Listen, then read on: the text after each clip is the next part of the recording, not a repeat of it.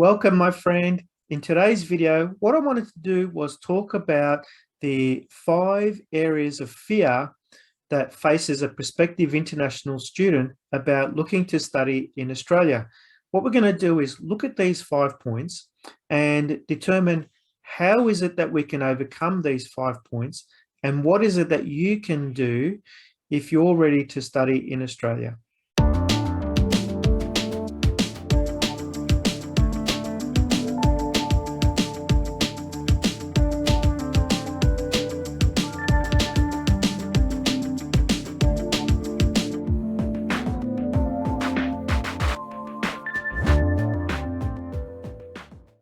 Hello, my friend, and welcome to Education Without Borders. If this is your first time here, I am grateful that you have joined me today. My name is Rob Dianovich, and if you're unfamiliar with us, we're an education agency that helps international students to live and study in Australia. Our goal is to help you to build the knowledge and skills required to build a better future for yourself and your family. In today's video, what I wanted to do was talk to you about the 5 different reasons of why students may think about not studying in Australia and what you can do to overcome those problems. One of the issues I find is students tend to ask me the question, Rob, is Australia safe? Now, compared to a lot of other countries around the globe, Australia is considered to be quite a safe country for everyone.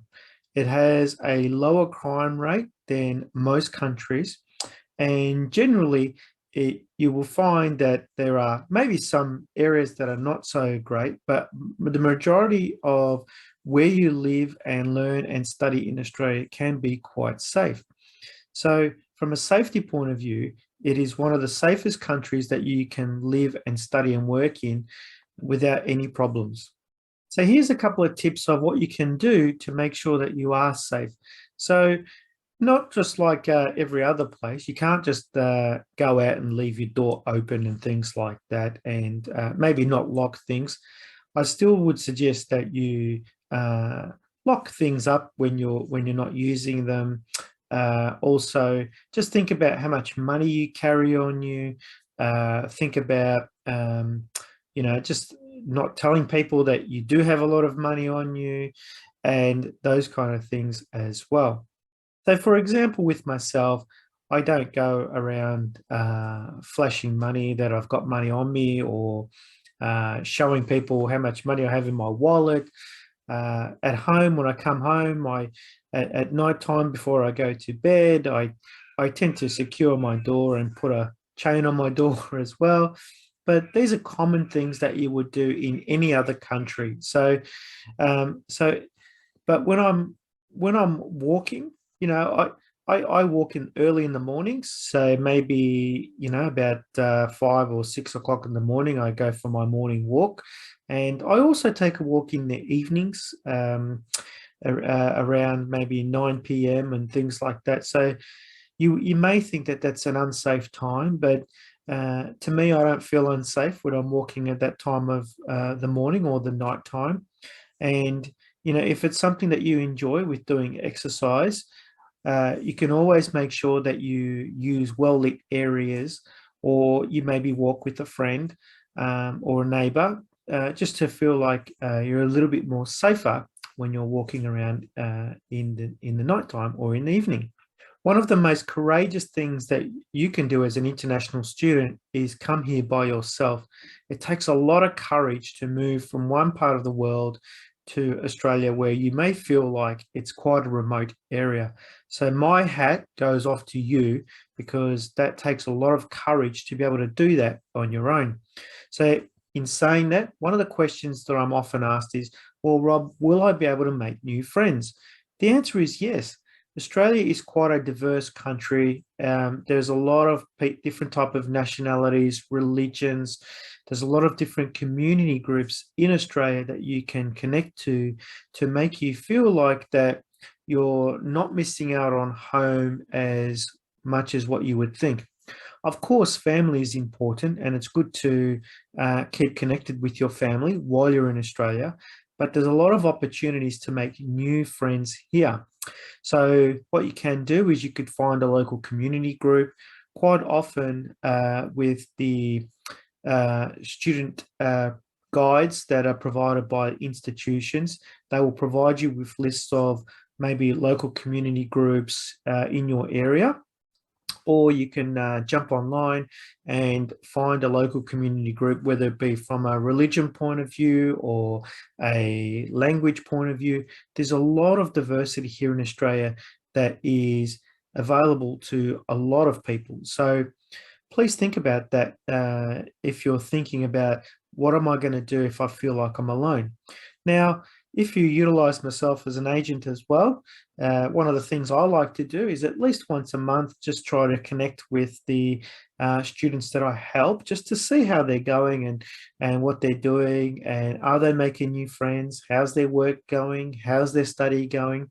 So you may not know anybody at the start, but you may get to know myself. And then if it helps, I could also introduce you to other students that I've helped. That way you can create a bit of a network of people around you so you don't feel so alone, and you enjoy and find friends and discover Australia together. A third thing that tends to come up is accommodation.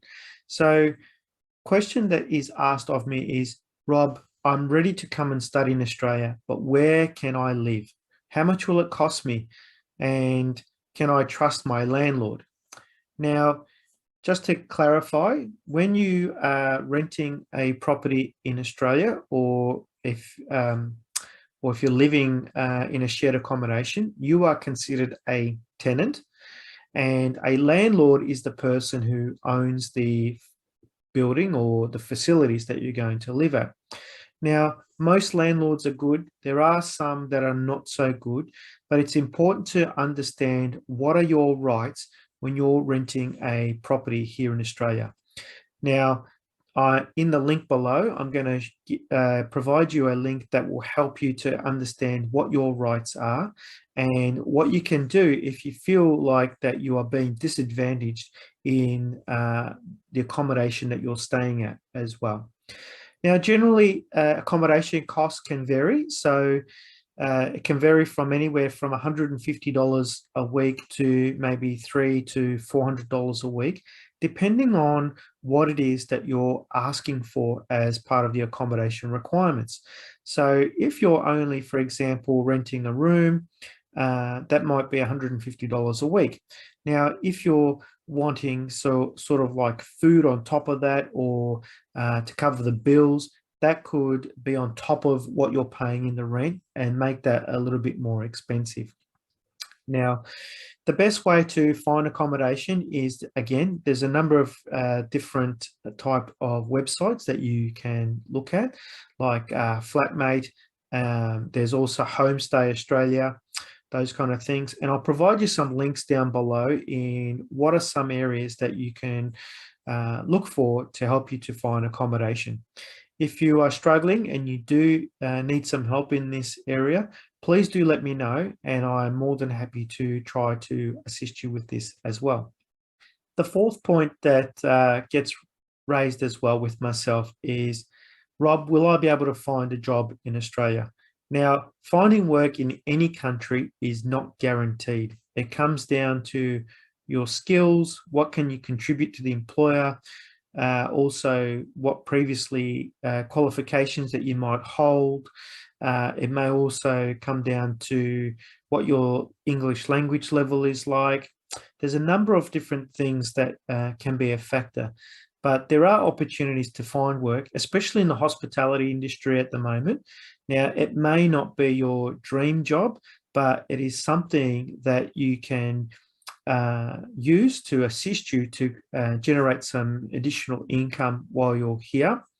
Another thing you could possibly consider as well is maybe creating what I call a side hustle, a small business for yourself that you may be able to use your specific skill set that you have to be able to help you to generate some income as well while you're here. So maybe you might have a part-time role working in a hospitality industry, you may be studying, and you might also create a side business, which is not too difficult to do in Australia, and that could assist you with your financials as well. But if you are ever looking for more information about starting a business in Australia, please feel free to get in contact with me and I could provide you with more information on that as well. And the fifth point that tends to come up is, Rob, I've come to Australia, I've started my course and I don't like it. What am I going to do? So in this situation, before you can get to this point, I always encourage you to do your research and identify if that is the study and the career path that you think is for you. Now, I've created other videos that talk about things such as looking at what it is that you want to study in Australia. But don't forget that I always have that 1 hour free consultation that I can discuss with you to reduce the likelihood that you're going to come across where you can't join a course and you come to Australia and you study and you absolutely hate it. That's the worst case scenario. But there are opportunities for you to maybe transition to a new course if that is the case. Now, with that there are some challenges. So it will come down to how long you have in your course, how much you've completed of your course, what is your next course, and you may need some guidance to assist you with maybe changing from one school to another or changing from one course to another. That's where working with an education agent like myself could come in handy to help you in that type of situation. And a sixth point that comes up is, and it's a bonus point, is people are still worried about COVID and how that may affect them when they are here in Australia. Australia has a very good health system, and it's something that we are proud of, that where we've had a low death rate in this area. Now, COVID is around, and it's something that not just in Australia, but in all countries, we need to learn how to live with. So although it may potentially be a fear, just remember that this is everywhere and it is getting better. People are getting vaccinated. People are starting to slowly get immune to it. I know that there's still a lot of people that have unfortunately passed away from it, but it's something that we're living with, and it's about that time now that we look to work out how can we continue to live our lives and prosper without worrying so much about COVID. We just know it's there, but it's something that we have to overcome mentally, that we need to get on with our lives. If you feel like there are other worries that have not been addressed in this video and would like to share them in the comments below, please do so, because I want to know what your fears are and what it is that I can assist you with to overcome them. But please remember that if you are not quite ready to study in Australia, but want to, or just need somebody to talk to before you do that, please join me on a 1 hour free booking consultation. Below is the link, or have a look in the comments section and do come and join me. After all, I'm here to help.